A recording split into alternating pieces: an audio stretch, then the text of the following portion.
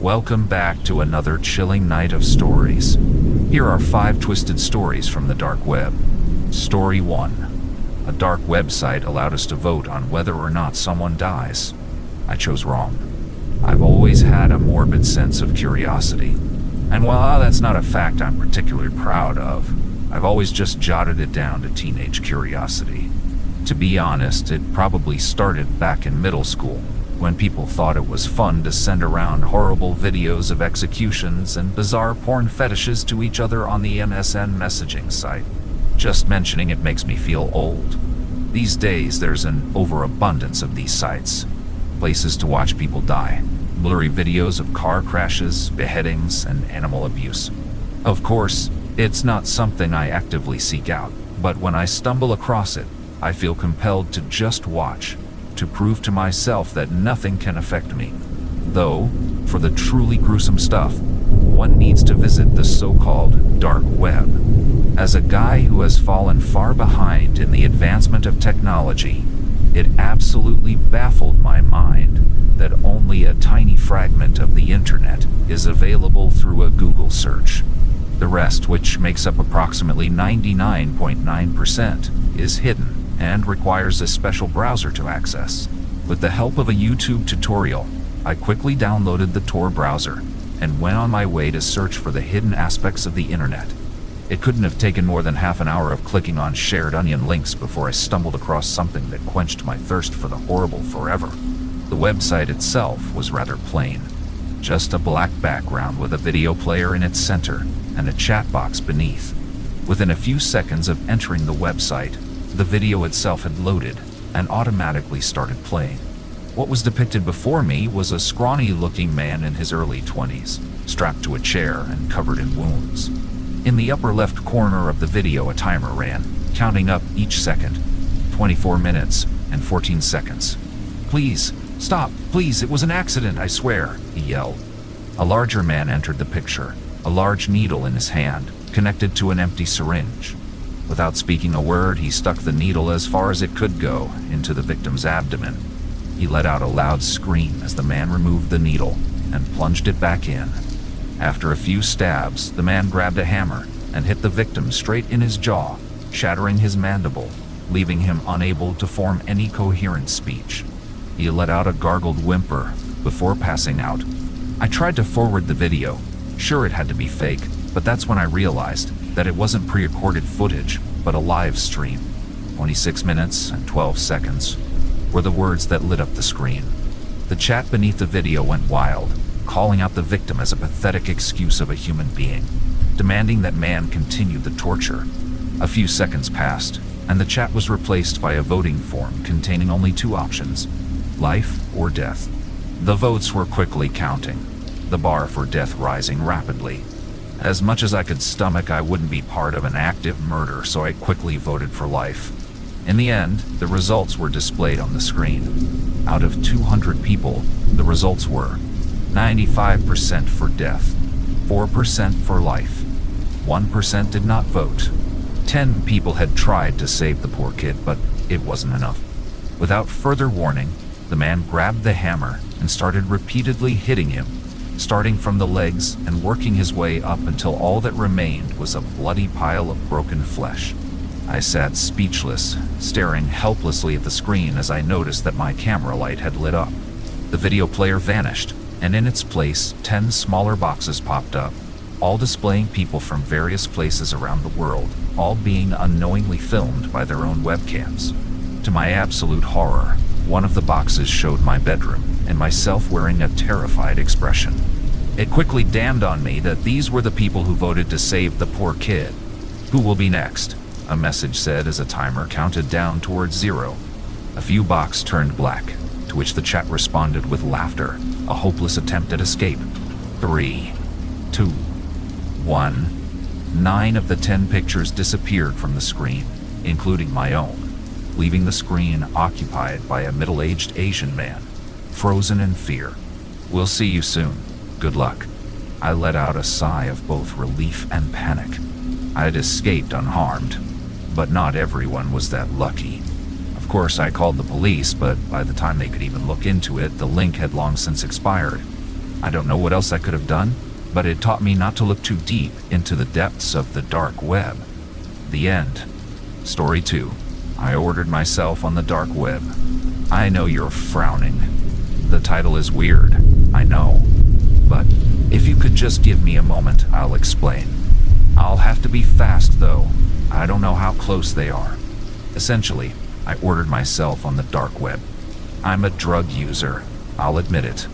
Weed is my usual go-to, but I buy that off my friend.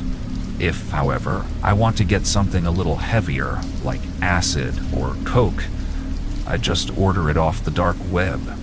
It's surprisingly simple. A few clicks, some Bitcoin transfers, and then boom, I have acid in my PO box. But I'm also a curious guy. The dark web has always intrigued me. Up until a few days ago, I had only been on there to buy drugs off sites some of my friends gave to me. But late one night I was sober and at home, which was a rare thing for me. So, since I was bored, I decided to boot up my Tor browser and try and see what sort of fucked up shit I could find on the dark web. If you've ever been on the dark web, you'll know that you can't just search up red rooms or hitmen for hire and get results. No, you have to find links to these websites first. So I hopped back onto Google again to try and find some links to a messed up website. I know it's weird that I was actively searching for the worst. But as soon as I got on the dark web that night, I had a sense of morbid curiosity overcame me. Anyway, I spent a little while trying to find some links. Anything that I found, though, was either too tame for me, or the links didn't work. At this point, I was about ready to give up, and I wish I had. But in one final attempt, I clicked on Reddit. Hoping onto our deep web, I didn't think I would find anything. So, I just scrolled through hot for about half an hour before sorting by new. Then, I found it. 1. Simple text post titled, Slayer's Assassination and Life-Ruining Services. In the text box in the post was what seemed to be just a random assortment of numbers and letters. It took my tired brain a second to figure out what it was, but I realized pretty quickly. It was a link, presumably to a hitman website. Not done door. So, I decided to paste the link into my dark web browser, and what do you know? It worked. But before I decided to go any further, I figured I should go back to OP's profile to see if they have posted any other dark web links. However, when I went back to the post in question, OP's profile was deleted. Weird. No, anyway, I reopened my dark web tab and hopped onto the site. Up along the top of the website was its name, Slayer's Assassination and Life-Ruining Services, and next to it, what looked to be a skull inside of a crosshair. I chuckled when I saw that. The site must be fake. Upon scrolling down, however, I was not disappointed. There was a paragraph of white text on a black background, and a small box to the right of the text that just said, Place an order. The text was the main part, though, as it took up most of the page. It read, Slayer's Assassinations and Life-Ruining Services offers everything from acid attack, crippling, blinding, castration, torture, rape, beatings, and good old death. We have the lowest prices out of any other company running similar services, and we are worldwide. We have a dedicated and experienced group of staff based all over the world, so if you need someone to be assassinated, or maybe you just want them scarred for life, don't hesitate to contact us. Again, I laughed. This had to be satire, right? Hell, I was even tempted to order it on someone just to see what would happen. Ironically, I actually have a half-decent job, so I can afford to. Better not to risk it, though, I thought to myself. I was about to close my computer and call it for a night when I heard a knock at the door. I live alone, so it was unusual to get visitors, especially so late at night. But when I opened my door, it was just my good buddy Mark, who also happened to be my weed plug. As I opened the door, he didn't hesitate to let himself in and shove a big baggie full of pot in my face. This dude, if the best shit I've had in a minute, we gotta try some. I couldn't say no. Cut to a couple hours later, it's early morning and Mark and I are chilling on my couch, both blazed as fuck. He suddenly decides to get up and I assume he's going to get some leftover pizza, but he walks over to my desk and computer. Slayer's assassinations. Are you gonna kill someone or something? He mutters. What? I reply. Your computer, dude. It's got some hacker shit on it. It's the dark web, man. Don't fuck with it. At this point, I'm still on my couch, half asleep and not paying full attention. However, I sat up pretty fast when he said the words, Hey man, let's order a hitman on you. I hoped up and walked over to my PC. Part of my brain was screaming no. What the fuck are you doing?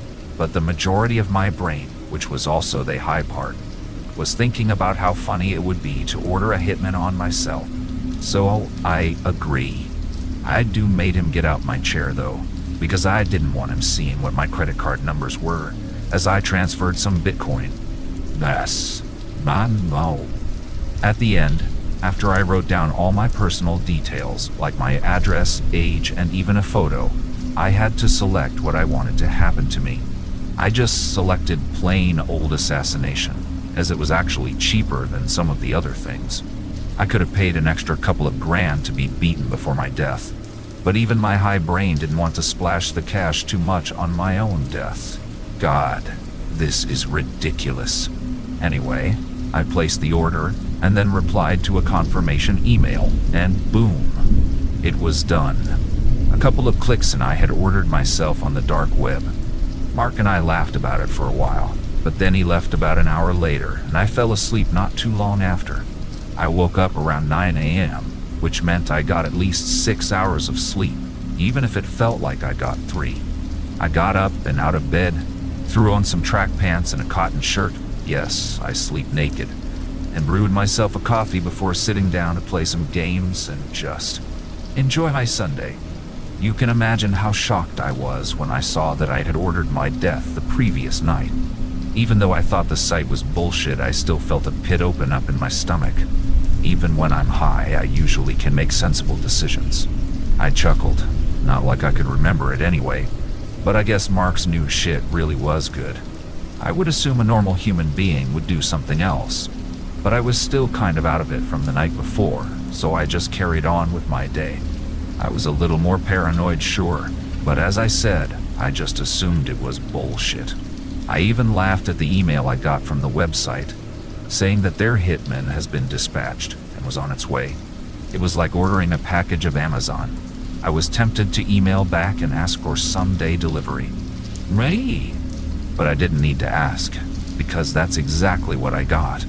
I didn't see it arrive, but around the time I started to cook myself a shitty dinner, I noticed a blacked-out sedan parked on the other side of the road from my house.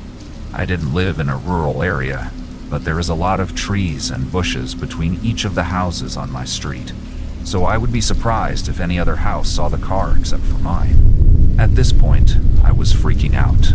What if the site was real? Even though I'm a big guy, I was freaking out.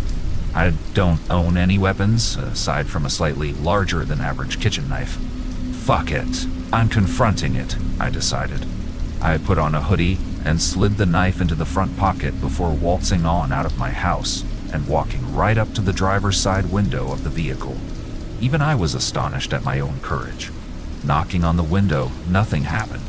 It was rather anticlimactic. I was fully prepared to have to fight for my life, all because I did something really dumb while I was baked. But, like I said, nothing happened. I even put my head right up to the window, as if there was a reflection, to try and get a better look to see what's inside. I could barely see what was inside of the car, but all I could make out were 2 empty seats. No one was even inside. I had got all hyped up for nothing. I decided to wait out by the car for a bit, but after half an hour or so, I was hungry, and I had to go back inside to take my dinner out of the oven. I swear, it was only a minute between me going inside to take my dinner out of the oven and looking back out of the window and the car being gone. I didn't even hear it go.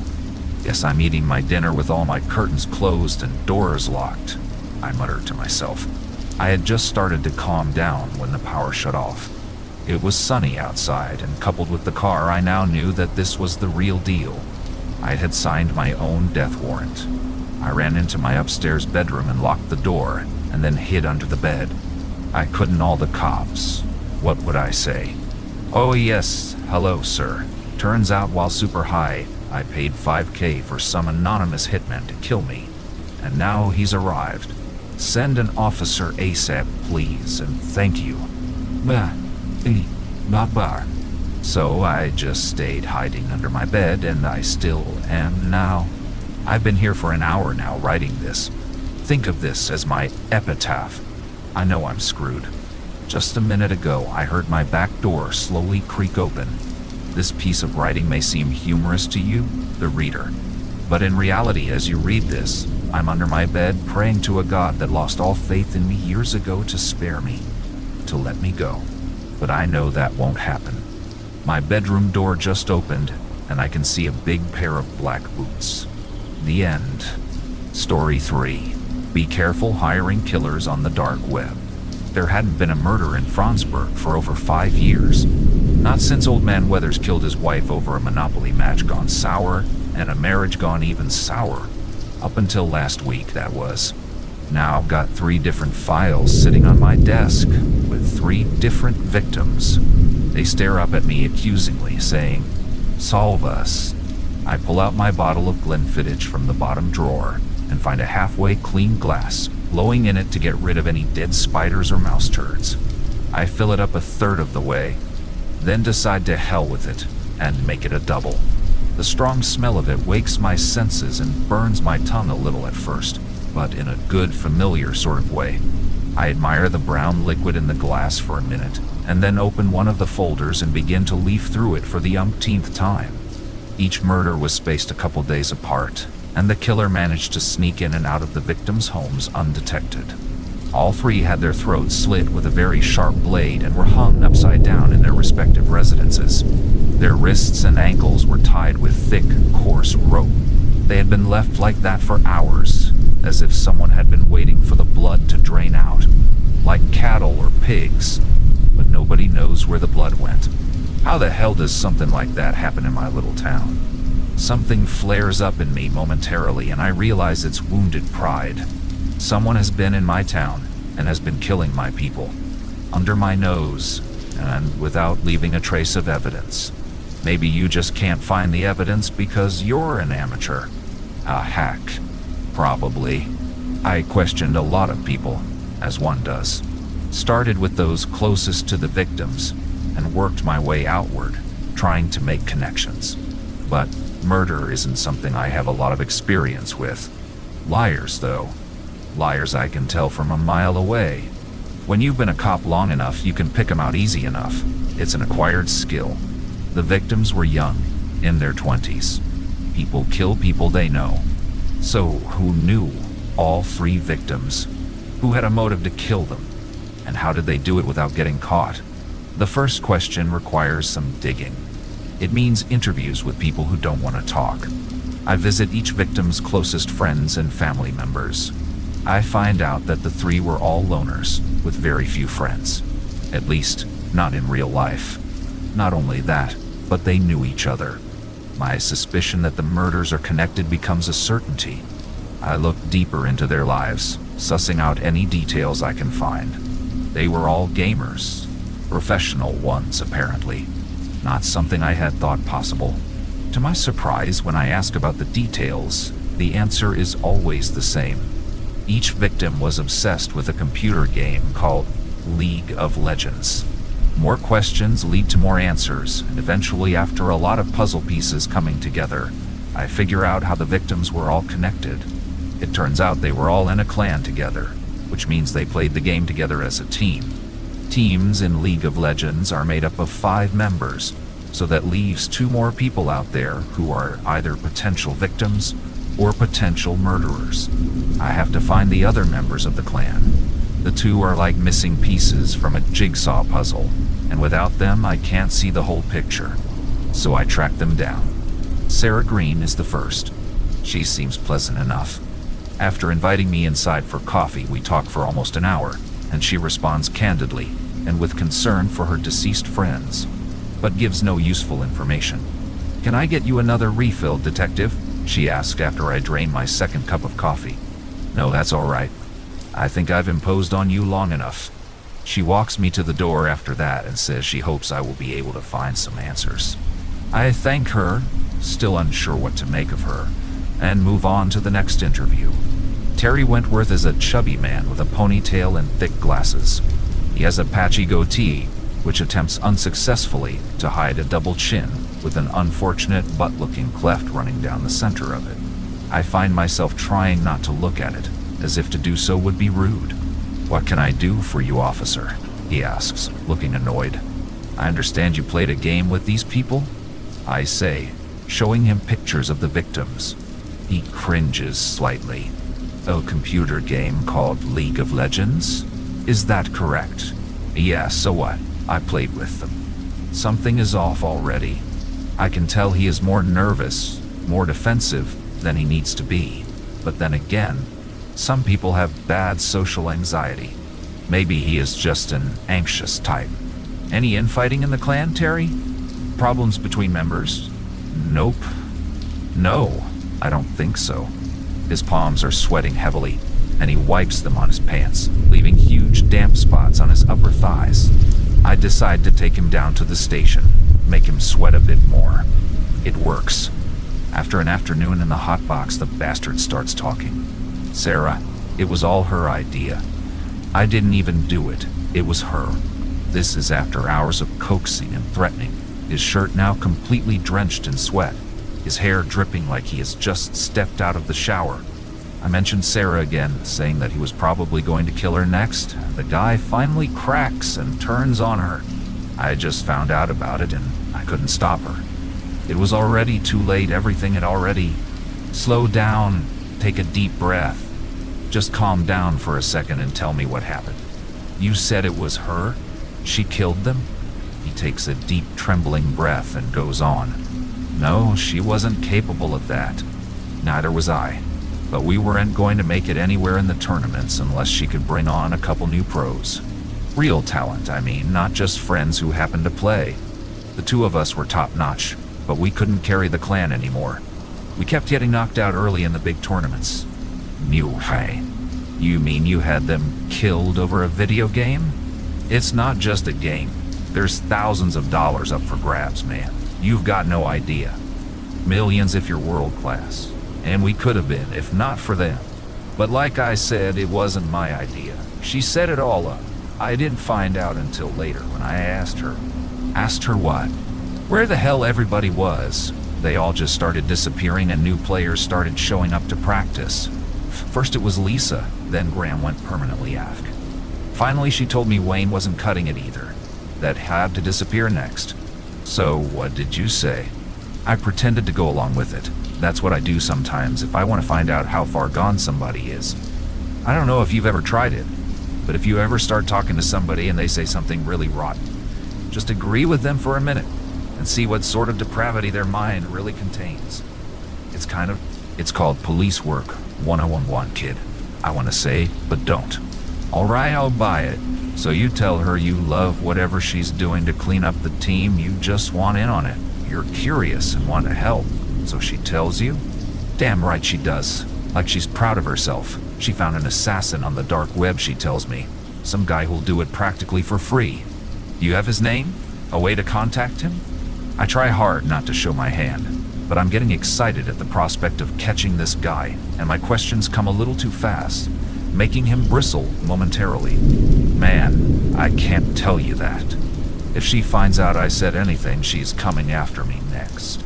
Listen, kid, I say in my best friendly cop impersonation. You're doing the right thing here. Let me follow up on this, and I'll make sure she goes away for a long time. For the rest of her life. You didn't do anything you say, right?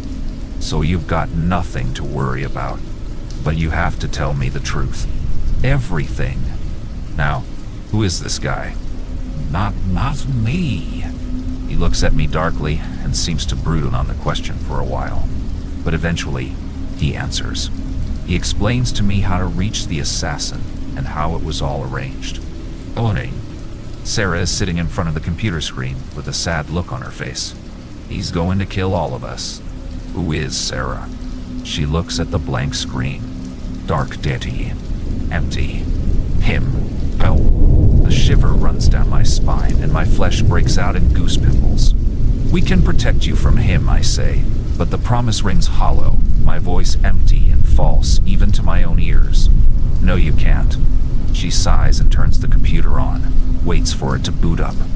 Within a few minutes, she has logged onto the Tor browser and is into some chat room. She types something into the window and waits. I hold my breath without meaning to. Suddenly, the screen goes completely dark. The chat window disappears. Despite the heat of the day, it feels cold in the room. Then, freezing. I exhale and can see my breath hang in the air. My teeth begin to clack together and chatter. Who is he? The voice is like a thunder crash coming from the computer, and I understand immediately why she was so scared. It is a wonder the speakers don't blow out. My ears are ringing and I feel like the room is still echoing and reverberating with the sound of it. There is a presence watching us. I can feel it. I don't know how else to explain it, but it feels like when you are walking down the street and you sense someone watching you from behind. Have you ever felt that? Like eyes are tickling your neck? And you turn and see that, of course, there is someone staring at you from the front window of their house? I feel that now, but all over. Like there are eyes in the walls, ceiling and floors, all watching me. My skin tingles and I shiver. "That's Detective Slate," she says in a monotone, betraying me immediately. "He wants to catch you." I told him that's silly, but he doesn't listen. The young woman's face is visible in the reflection of the monitor, and I see her eyes staring far off into the distance, as if she is hypnotized. Then that deep voice begins to speak again, and I find myself unable to do anything but listen. "Look into the darkness, Detective Slate. Don't you want to experience it for yourself? Don't you want to sleep, Detective? Aren't you tired?" Suddenly, out of nowhere, there are 5 men grabbing me and wrestling me to the floor. My heart is beating out of my chest, and I am stunned to see that my service revolver is in my hand, clenched tight in my fist. Yet, I have no memory of removing it from its holster. The coldness of the barrel touches my temple, and my finger is on the trigger, trying desperately to pull it, despite my terrified brain pleading for it to listen, to stop, to relax. I don't want to die. I don't want to die. And yet my index finger continues to squeeze down on the trigger, as if possessed. My old partner Steve, who has gotten there first, is wrestling with me desperately, and finally manages to pry my hand from the gun. Later, I try to explain to them that it wasn't me. I didn't want to do it. Something made me do it. He made me do it. I look up and see Sarah is now banging her head down hard against the steel table, as if she has no control over herself. She brings her face down again and again, and blood begins to spatter and spray. Parts of her face shear off, exposing muscle and bone beneath, and still she doesn't stop. Her teeth break and chipped pieces fly and scatter everywhere. "What the hell?" another officer is saying, letting go of me and rushing over to her. Then he makes the mistake of looking at the screen as well. In a rapid motion, too quickly for anyone to stop him, he pulls his pistol from the holster, cocks it, and holds the gun up to his temple. The blast is deafening in the small, cement-walled room. It echoes, piercing my ears and turning them deaf for a while, then making them ring. I feel like needles are stabbing into my eardrums, and I clap my hands over them protectively. But then my eyes betray me, and I find my gaze drifting back to the beckoning blackness of the computer screen, as if a siren song for that sense is calling me to stare at the darkness of that empty black rectangle. One very savvy officer who has been watching everything with wide eyes from the doorway runs in. He was not at an angle where he could see the screen and seems unaffected by it. He slams the laptop shut and then picks it up and throws it hard to the floor where it breaks to pieces. Then he brings his foot down on it hard. He crunches it beneath his polished black shoe and looks up at us with a sweating, anxious face. "I'm sorry, boss," he says to me, looking worried for his job. On an ordinary day, he would have every right to be. But today is no ordinary day. I had to. Not. Don't apologize. You just saved all of our lives. Thank you. We look around the room and take in the bloodbath which surrounds us. One officer dead from a self-inflicted gunshot wound to the head. A suspect witness dead while in our custody from repeated blunt force injuries to her face, also self-inflicted. Officers begin to crowd the room from the pit where they were stationed at their desks when the gunshot went off. People are asking 1,000 questions and I don't know what to tell them, or what I even believe myself. The captain sends me home without pay, pending an investigation. It doesn't matter how many people vouch for me, how many saw the madness for themselves. It matters how it all looks, and there's no explaining what happened to a rational person. Even I can hardly believe it, and I witnessed it myself. I tried to catch a dark web hired assassin and discovered that he was no ordinary hired gun. No simple mercenary. The thing Sarah hired to kill her fellow clan members was something else. Something we as humans don't have a word for yet or any understanding of. Something that is spilling over into our world from another, and feeds on our flesh and blood. Somehow, I have to stop him. The end. Story 4. There are Wikipedia entries on the dark web. I found an article about my life there. You have Googled yourself at some point or another. Admit it.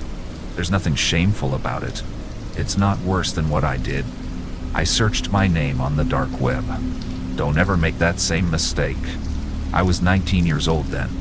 Liv, my girlfriend, and her family were kind enough to let me live in their guest bedroom at the start of that year. They liked the fact that I could fix most of their computer problems. Liv is a great person, and what she saw in a hacker who could never survive for long in the 9-5 world is beyond me. Their house was in a suburb only a few blocks away from a library and coffee shops with free Wi-Fi. These locations were convenient for my burgeoning career as a digital outlaw. I used those resources until I was able to move out and get a small apartment of my own. After a string of demeaning jobs and abusive bosses, I found financial independence. I did this after I learned how to buy and sell things I shouldn't have with the use of my Tor browser. I engaged in illegal transactions such as ordering counterfeit money and stolen ids. I discovered there was a large market for manufactured psychedelics. I often went to the state park to sell those items off the nethermost landscape of the World Wide Web. Business was good. A young man with years spent in foster care, I sought out activities which gave me a sense of control. A childhood of not having any will do that to you. The ability to navigate the online world to get almost whatever I wanted afforded me a sense of power. It was all going well until one evening in July. I sat on the second level of a Barnes and Noble bookstore in a corner next to the self-help section. I always did my best work there.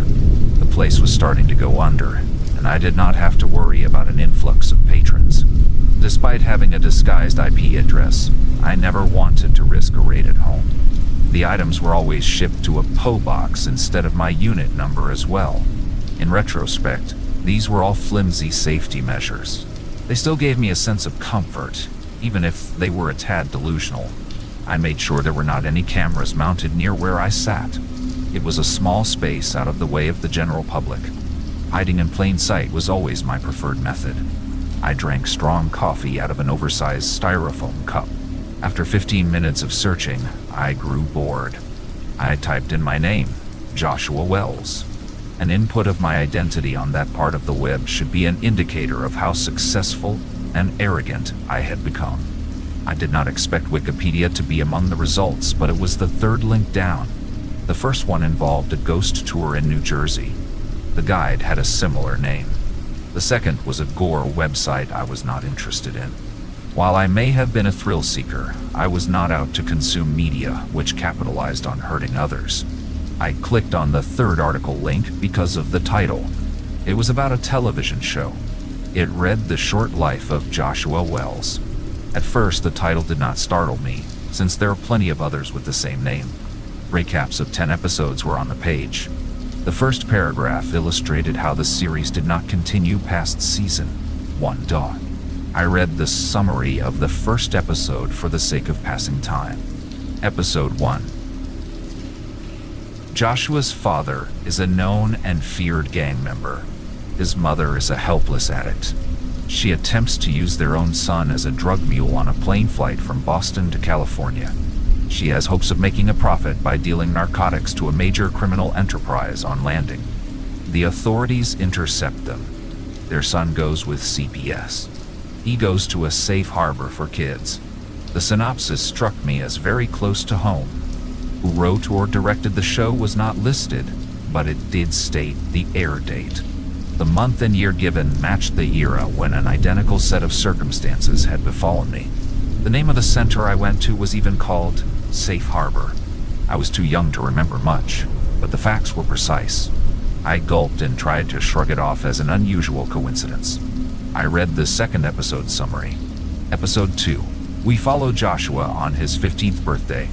He goes to a juvenile detention facility for the first time after he attacks a teacher by throwing a desk at him. Although he missed, the instructor still presses charges since he did not like the student much. He befriends a troublemaker on the inside named Ian. They escape, but not before a massive brawl with the other teens ensue inside of the facility. It ends with the two captured. I felt the hairs on my arms stand up. It was uncanny to me how similar the events were to my own experiences. A slight dizziness overtook me, but I went on to the third, unable to keep my eyes from skimming. Episode 3. Joshua is free. Joshua decides to break and enter an old man's upper-class home after scouting the place for days. His goal is to take the many Rolex watches from the top drawer of the old man's dresser. When he enters the house, Joshua discovers how the owner did not take his vacation cruise trip as planned. The man was asleep in his bedroom until Joshua wakes the victim by accident. Joshua runs away. He gets chased by the homeowner outside, where the elderly male dies of a heart attack in the street. I felt my chest tighten. It was all true, but I had never shared that story with anyone before. It was one of my most guilt-ridden memories. I read the next two. Episode 4. Joshua has nightmares of the old man crawling out of a ditch and choking him to death. He complains about night terrors to one of his counselors, who recommended a doctor. He ends up selling anti-anxiety pills after he does not like the way they make him feel. A girl he asks out overdoses and goes to the hospital. While she survives, he feels terrible, but not enough to stop dealing. He takes his earnings and buys a PC. He takes lessons on how to breach other people's privacy from a group of credit card thieves he met in a mall. Episode 5. Joshua discovers the dark web. He uses it to hustle low-level street drugs at first. He later reads headlines about some of his accomplices getting arrested. He still continues to engage in illicit activity. I looked at the air date for episode 6. It was the 24-hour period I was living through. Episode 6. Joshua goes into a bookstore to poach their internet and to try and make some money. He does not realize there is a man with a shaved head and a Carhartt t-shirt below him, perusing the sci-fi aisle. The stranger is actually an undercover FBI agent. The government worker has a microphone and camera attached beneath his shirt. He is surveying for the perpetrator, even though he has not singled out who he is looking for yet.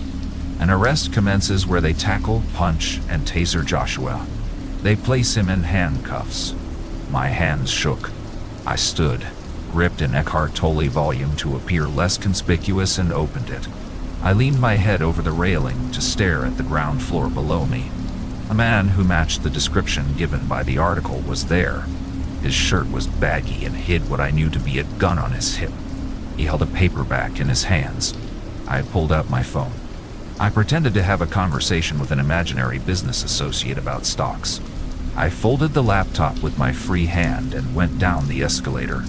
I strolled towards the back where there were stacks of hardcover tomes on history. I found an unsecured door and walked through it. I was in the warehouse. Unopened boxes were stacked all around. I did not spot any workers and made a run for a rear entrance. I sprinted down a wide alleyway between the building and rows of motels. I passed an art gallery and liquor store before my heartbeat slowed. Along the way, I found a closed vegan restaurant called Valenti's Eatery.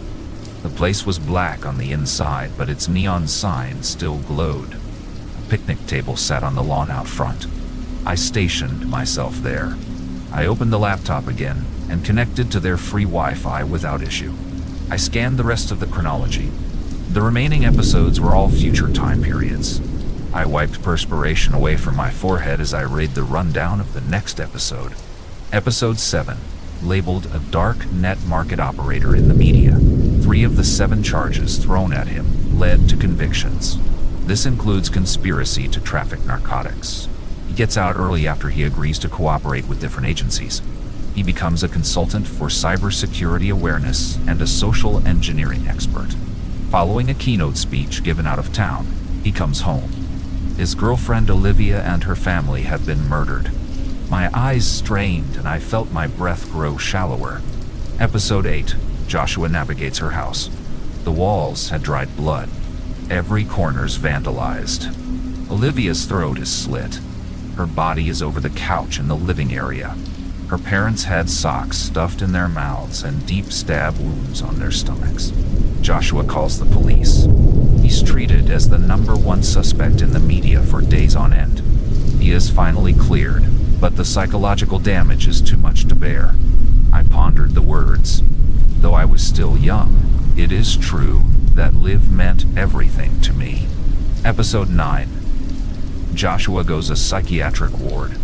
He stares at the padded walls as though they will converse with him. Detectives do visit him with the hopes of gleaning some kind of further information.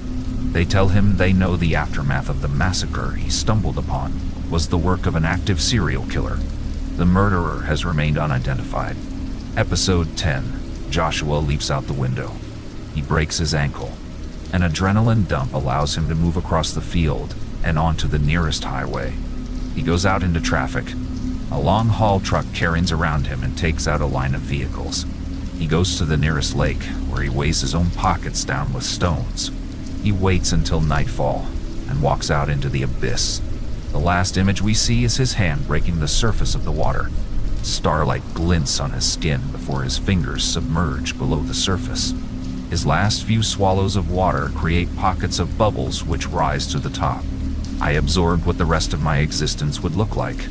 4 black SUVs pull up and circle around me in the parking lot.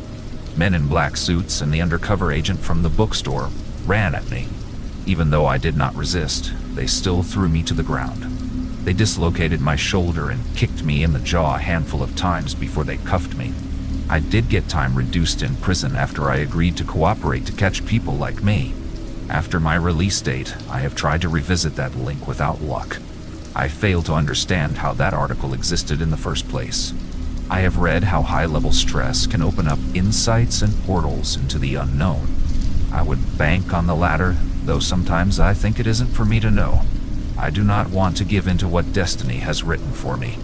My escape from the bookstore has given me confidence that I can change the outcome of the dark web's prophecy, even if only for a little while. Or did I only extend the inevitable for a fraction of time? Fate, especially in regards to our stories as individuals, is not written in stone. It is malleable, I tell myself. This positive thought is the only thing which keeps me going. I should visit Liv's house now. She has not answered my texts all morning. The end. Story 5. My brother disappeared into the dark web. When my brother Noel went missing last year, the police were of little help. They told us not to worry, that it was far more difficult to disappear than it was made to look on TV or in the movies.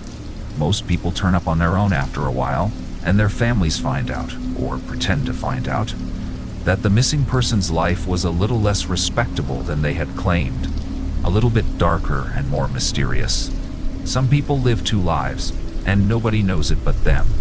I did my own research and found this much was true. According to statistics, the chance of abduction by a stranger was less probable than being struck by lightning. You were much more likely to be kidnapped by someone you knew, and far more likely still to not be kidnapped at all. But despite their vague assurances and unfounded assumptions, Noel never did come back. The weeks and months went by and there was no word. It seemed like the police had given up or forgotten about him. Digging through his belongings, I tried desperately to find something that would give a clue to his whereabouts. His computer was the best bet, I figured, since it was where he spent the majority of his time.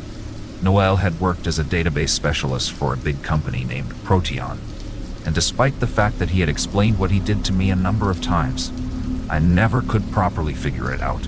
If people asked, I told them he was a computer programmer, since that was at least something most people could understand.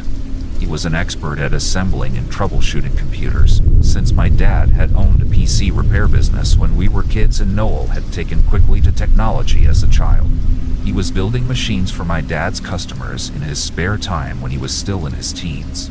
Later, he went to college for computer sciences and only become more proficient over the years. Lately, he'd been experimenting with app design in his spare time and had gotten pretty good at it.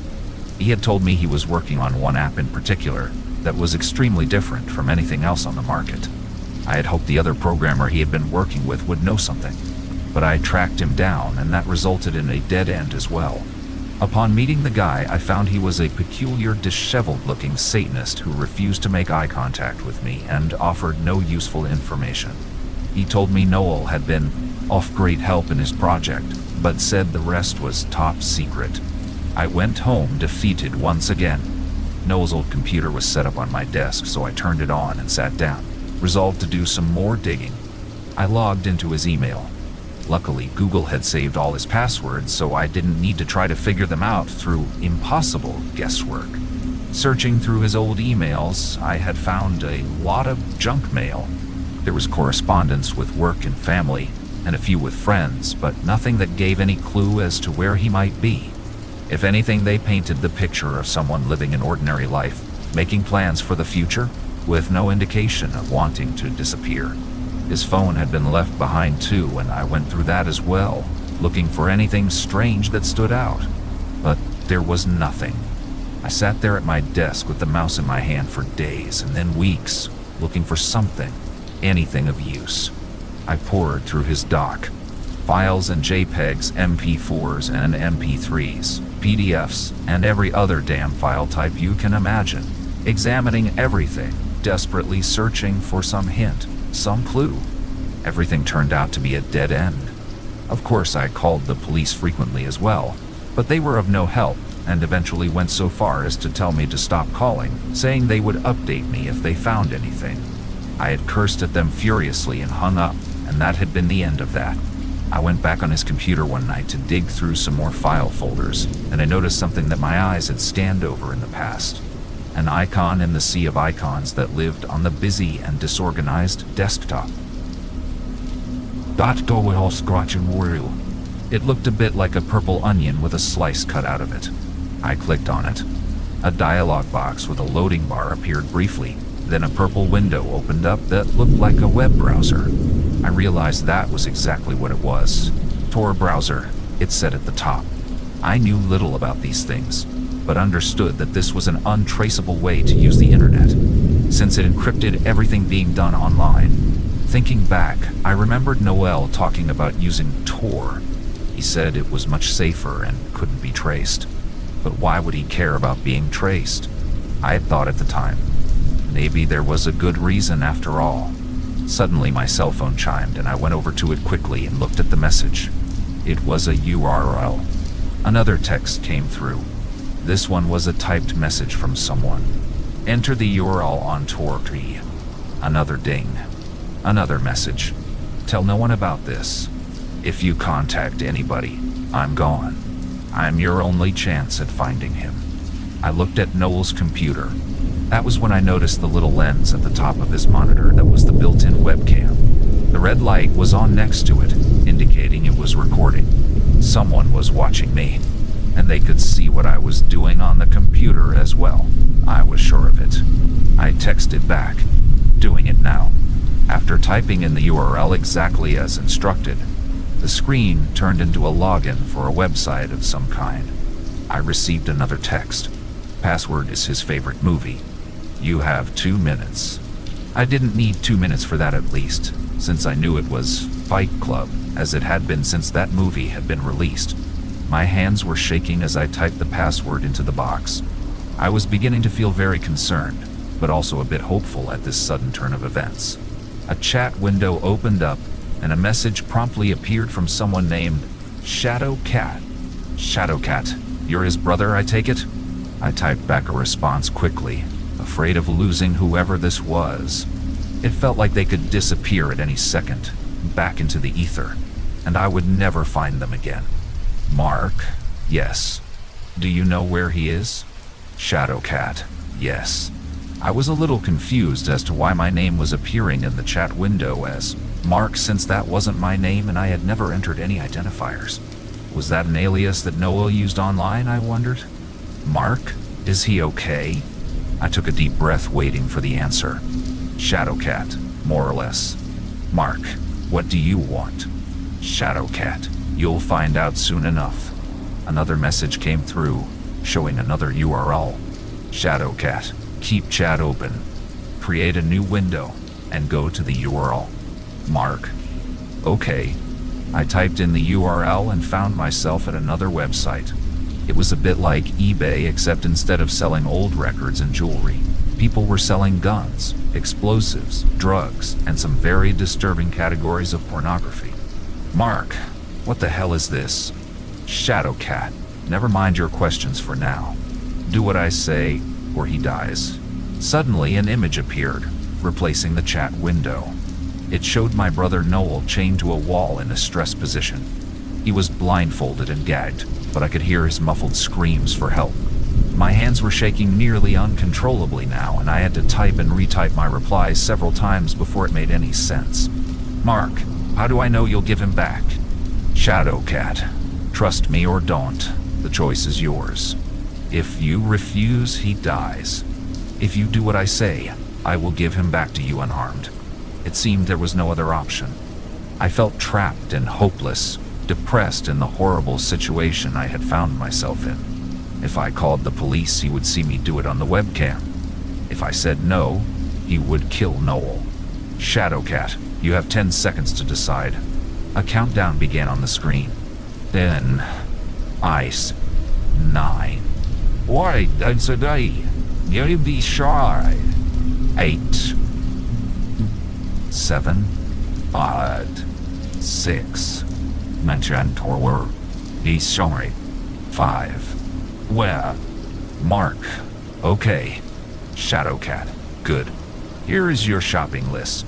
Get everything on it. A long list of items was included next, and my eyes widened further as I read through it.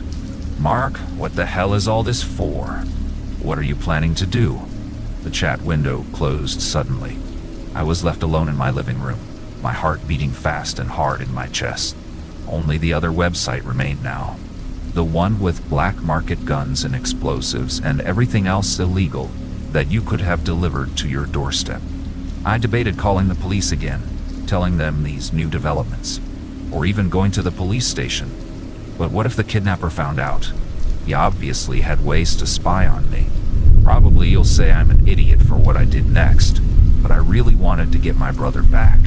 So I filled the online shopping cart with the requested illicit items and entered my credit card information, cringing as I hit enter. I guessed I would have to cancel my credit card since I didn't trust the vendors one bit, but at least that part was done. The package arrived in the mail surprisingly quickly. As soon as I had brought it inside, I got another text message. It invited me to another chat on Tor, where I was given a physical address. They said to meet them there with the package, and they would give me back my brother. I was to tell no one where I was going. It was dark by the time I arrived at the old warehouse in the industrial section of town. The place was abandoned, and there were no lights to illuminate the parking lot as I pulled in. My trunk had some cargo in it that would surely get me a couple decades in prison, if not more. Terrified, I sat in my car, still gripping the steering wheel tightly with both hands despite the car being turned off. I had no idea what was going to happen next. My cell phone chimed and I nearly jumped out of my skin. It was a text message. Come inside through the east door. I did a bit of quick geography to determine which way I was facing and decided that was the door I was looking at, right in front of me. Taking a deep breath, I got out of the car. I popped the trunk and grabbed the duffel bag I had brought with the illicit items packed inside. The gravel crunched beneath my feet as I made my way across the parking lot. My hand shook as I reached out and grasped the doorknob, turned it, and went into the dark, cavernous space inside the warehouse. As difficult as it was to see outside, it was even darker in there. Taking a few more frightened steps forward, I found my eyes did not adjust to the darkness. The The door clanged shut behind me, and I jumped, feeling my heart skip a beat. "Hello?" My voice echoed back at me. "Did you bring everything?" I jumped, startled, when I heard the voice. It was raspy and high-pitched and made the hair stand up on the back of my neck at the sound of it, like fingernails across a chalkboard. Yes. Good, bring it this way." Terrified, I stepped forward into the pitch blackness, unsure if I would run into something. I moved slowly and deliberately, hoping not to hurt myself. He's got it for us. He has it all. Yes. Suddenly, I realized there was not just one voice speaking, but many. They were all around me, surrounding me in the darkness. I felt their movements in the air around me and heard sounds like the wind blowing during a thunderstorm. Poisons, acids, knives, explosives, boomed a voice from the corner. Guns and bullets and snake venom.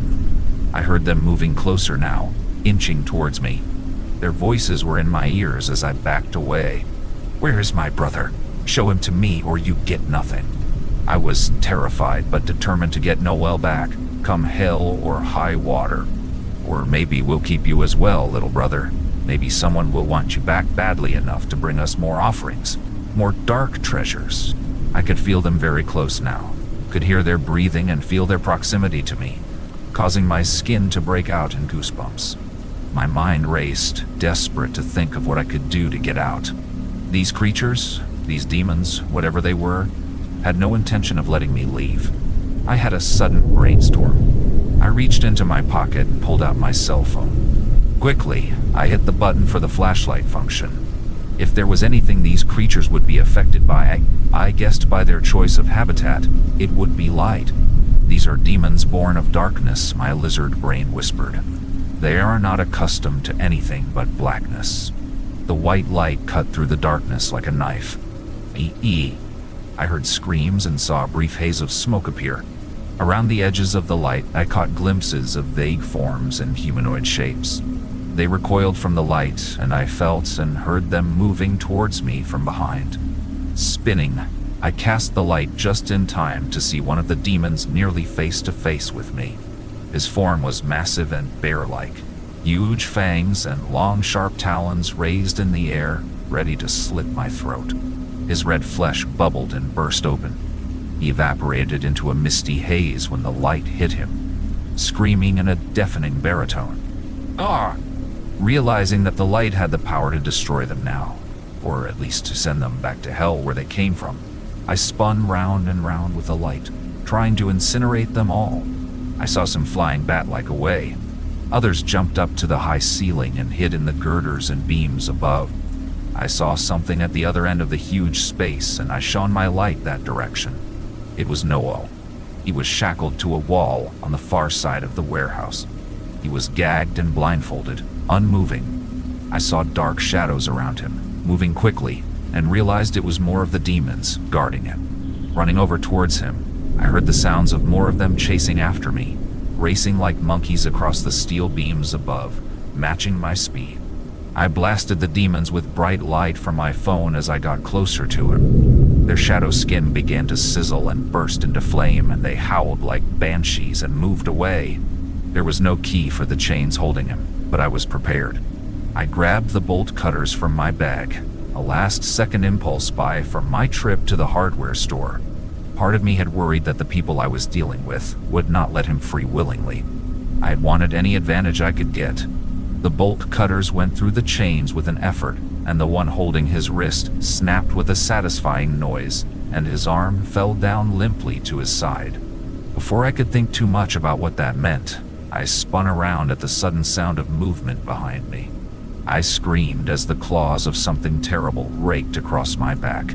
The demon disappeared back into the shadows above us, leaping into the air like a bat, and I saw flapping wings as it went back up into the rafters.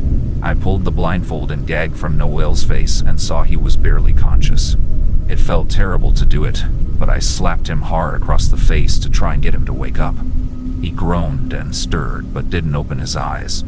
I felt a sharp pain in my neck suddenly like knives there, and I spun around quickly again to try and catch it in the light. There was a hint of smoke as my flashlight caught the edge of it, but it was too fast and quickly disappeared again. I was suddenly feeling frantic and terrified for my life. They were becoming more bold. My hand stung after the next hard slap to Noel's face, but it accomplished what I needed. He woke up and spit blood from his mouth. Ow, what the hell? Noel, wake up! You need to hold this light. Move it around, keep them away. It took him a few seconds to understand, but I thrust the phone into his hand anyways and began to work on the other chain holding his right wrist. His eyes were wide with fear, and his gaze darted around the room as I continued working on the chains. The one holding his other wrist snapped with an effort, and I got down on the floor to work on the shackles attached to his ankles. He was moving the flashlight around frantically, but it seemed to be working. Warm blood trickled down my neck and my back from my injuries, and I felt it turn cold on my skin. How the hell did you wind up here?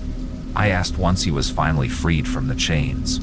That damn Satanist programmer. He summoned those things from hell. What? How? Never mind. Just let's get out of here. I took the flashlight back from him and used it as a weapon, shining it every direction, and often just in time as I saw the demons scatter from the light like cockroaches each time I swung it around. Once we reached the door, I threw it open to reveal the parking lot, and we ran from there as fast as we could back to the car. We had escaped, or so we thought. I wish I could say that everything is better now, that we fled from the demons in that warehouse and never saw them again. But those unnatural creatures knew no boundaries. They were not inclined to stay contained within the walls of that warehouse, and they were not pleased that we had escaped with their treasures, which I had promptly dumped off at the police station. Anonymously, of course. Although I got my brother back, neither one of us will ever feel safe again. The lights in my home stay on all hours of the day and night now. Noel is the same way. I sleep during the day and surround myself with lights at night, terrified until the sun comes up again. What am I afraid of? You ask. A blackout, a blown fuse, a burnt-out light bulb. And they happen more and more lately. Always I see them in the shadows, waiting, watching, patient, for their chance, for the darkness to fall.